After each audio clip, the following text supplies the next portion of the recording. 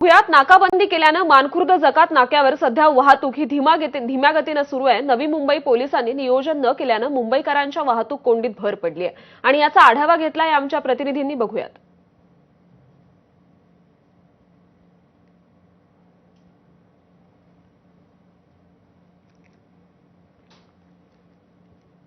Sign Panvel हायवेला Mankhurd जकात नाका इथे आता हळूहळू ट्रॅफिक जाम होऊ लागलेला आहे। मी सध्या या जकात नाक्यावरती आहे आणि मुंबई पोलिसांच्या माध्यमातून इथं मोठ्या प्रमाणामध्ये नाकाबंदी केल्यामुळे याचा परिणाम आता वाहतूक कोंडीवरती व्हायला लागलेला आहे आणि आता हळूहळू या ठिकाणी वाशीच्या दिशेने ही वाहतूक कोंडी आहे ती होताना दिसते।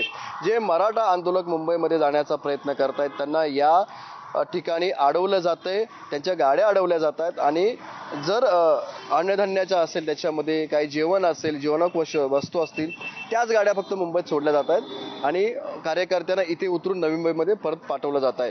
मात्र आपण इथे पाहतोय की या ठिकाणी नवी मुंबईमध्ये नाकाबंदी केली नसल्याचा मोठा फटका आता मुंबईच्या वेशीवरती बसू लागलेला आहे आणि त्यामुळे आता या ठिकाणी हळूहळू आता ही वाहतूक कोंडी होताना आपल्याला पाहायला मिळत आहे। विनायक पटेल, ABP माझा, मुंबई।